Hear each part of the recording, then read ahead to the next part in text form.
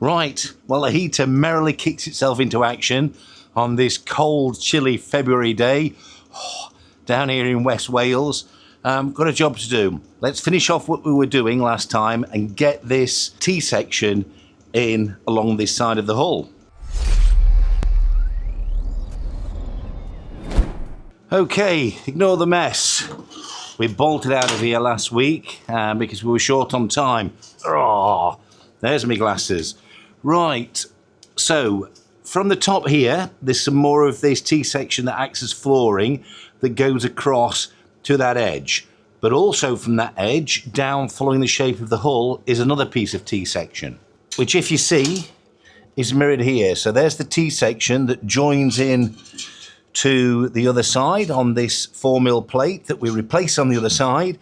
It comes all the way up here, all the way up to the top, and then afterwards we can put in this flooring T-section, which seems to go alongside. So first job, let's measure up some of that T-section. So, first piece of steel goes here.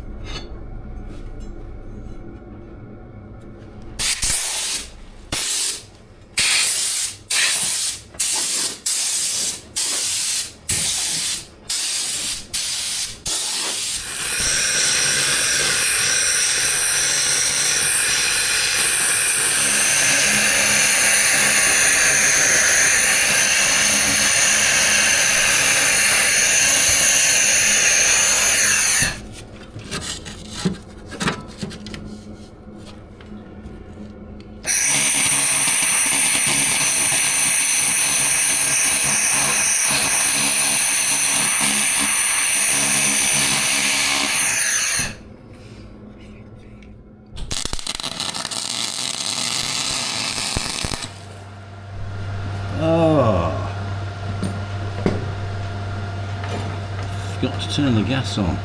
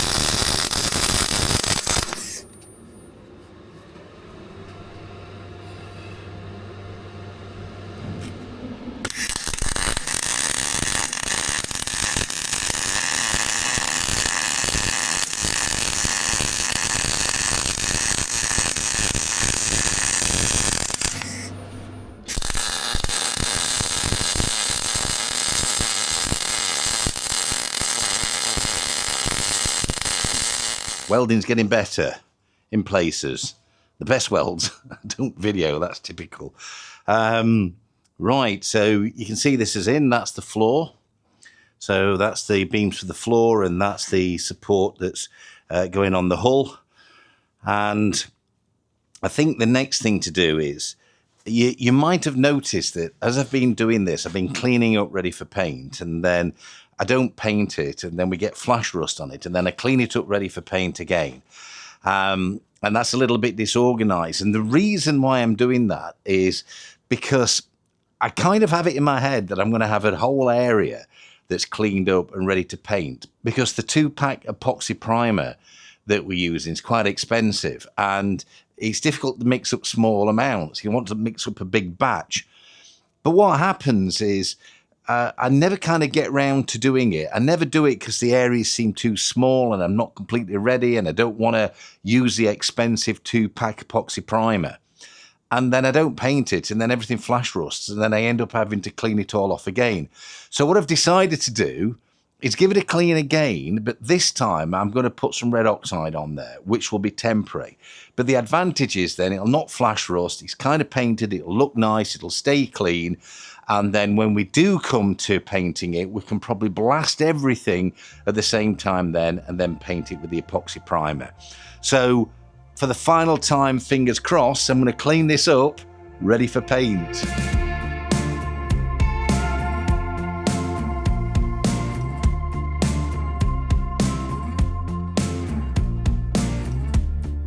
Met when the leaves were falling, you felt like home.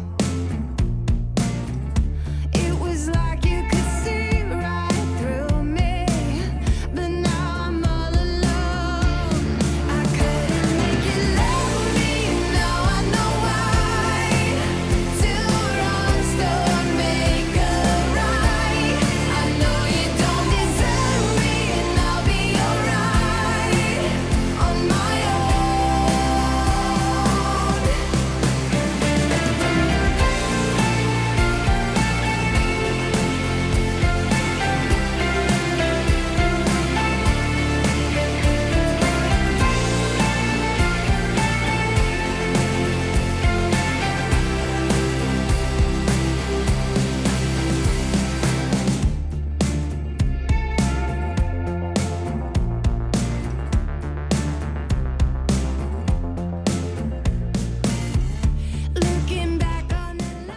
Right, cleaning up process. So what I've been using, the best thing I've found is these fibre discs.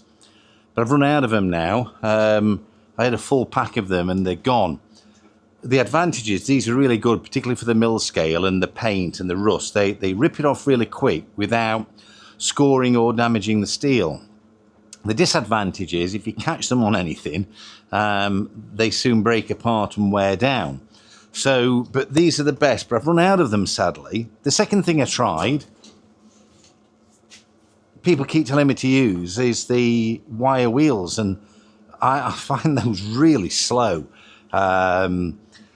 Painfully slow, to be quite honest with you. I don't find those very effective at all.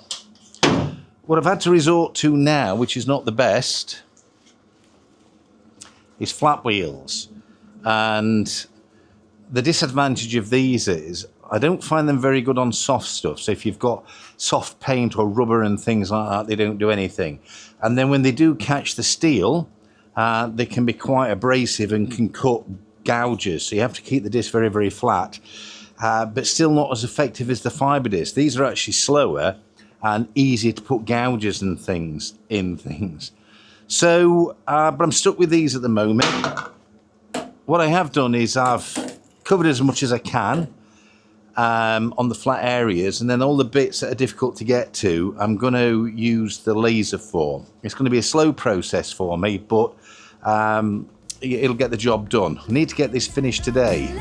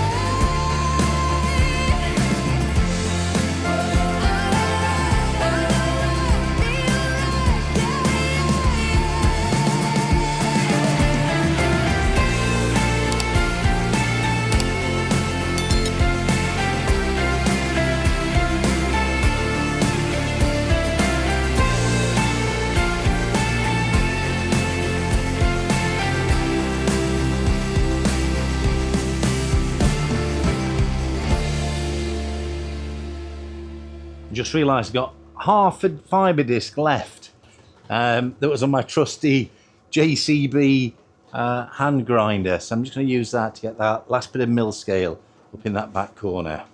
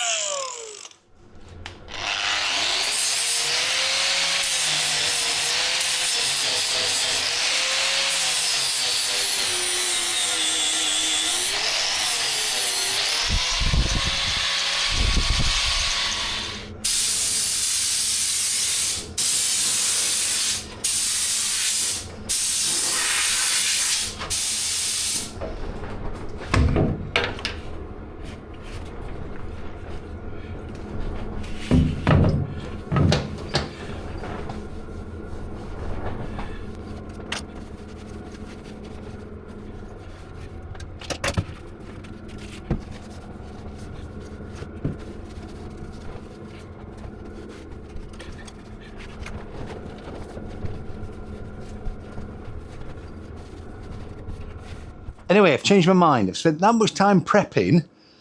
I don't fancy putting red oxide on it and then going over it and stripping it off again at a later date. Jotun 90 is surface tolerant and we've got a good surface finish on here. So I think what I should do is get a coat of the Jotun 90 on, and that way I don't have to revisit that again. So that's what I'm going to do. I've got it here. Right, let's get it mixed up. I've got to figure out how to mix it up. I've forgotten. Can't read that, that's far too small. Right, let's ask a guru. What ratio of hardener to Jotomastic Jotun 90 is required? The typical mixing ratio for Jotomastic 90 to its hardener is 4:1 by volume. That means for every 4 parts of the base Jotomastic 90, you add 1 part of the hardener. 4:1, I believe you. Let's do that. Right, what have we got? Got one of those. We've got one of those. That doesn't quite fit. But we'll make it work. 4:1. How much do you think we need? Fair amount, I bet. So we've got a 4:1 mixing ratio on this here. That's the 4:1. Right, let's just mark them then. What do we think we're going to have here? About this much. So we'll put a line there. And a line there. Right, I've redone my lines. 2 lines there. I think I want a little bit more. Put that there. Let's mix this up. Ooh, nice.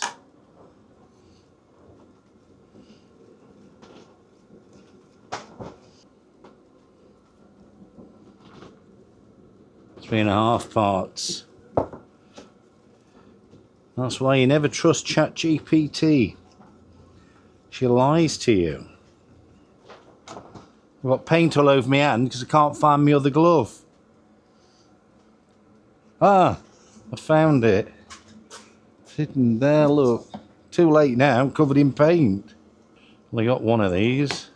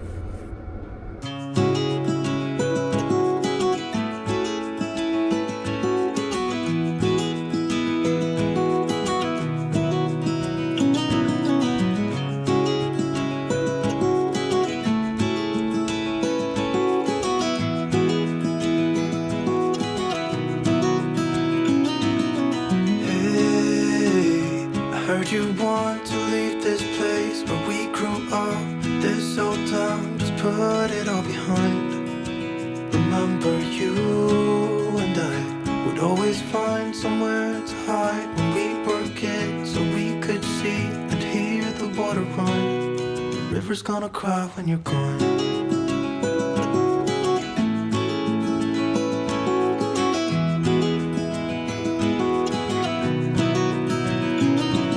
Where will you go? And won't you miss the ones you know? I'll be here, hanging on, waiting for your call.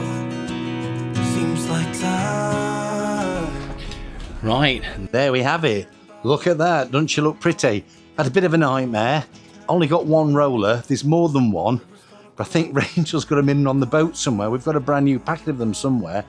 I can only find the one. And it just fell apart. I think it was old and it was just leaving bits of sponge everywhere. There's a few bits in there, so I had to abandon it and go to the paintbrush. It doesn't matter because this isn't about cosmetics, although it looks all right. It's about protection. It's one coat, wants more than one coat, but right now it's starting to look more finished. Anyway, last week I said to you, got much more time this week to make you a nice long video. Sadly, they asked me to go into work over the weekend, the whole weekend, Saturday and Sunday, and on call from Saturday morning to Monday morning. So I only had 1.5 days work so far. That was half a day yesterday, that was Monday, because I was on call, so I didn't get here till lunchtime. And today, where I spent the day down here. But tomorrow, I'm off on a boys' trip with a good friend of mine that you might know. So I'll have to end the video here for now. I might send you some pictures of what we're up to on the socials, so keep your eyes open. Anyway, in the meanwhile, don't you look pretty? Thumbs up, subscribe button, hype button, leave us a comment, and I'll see you in the next video. Thanks for watching. Bye for now. River's gonna cry when you're gone.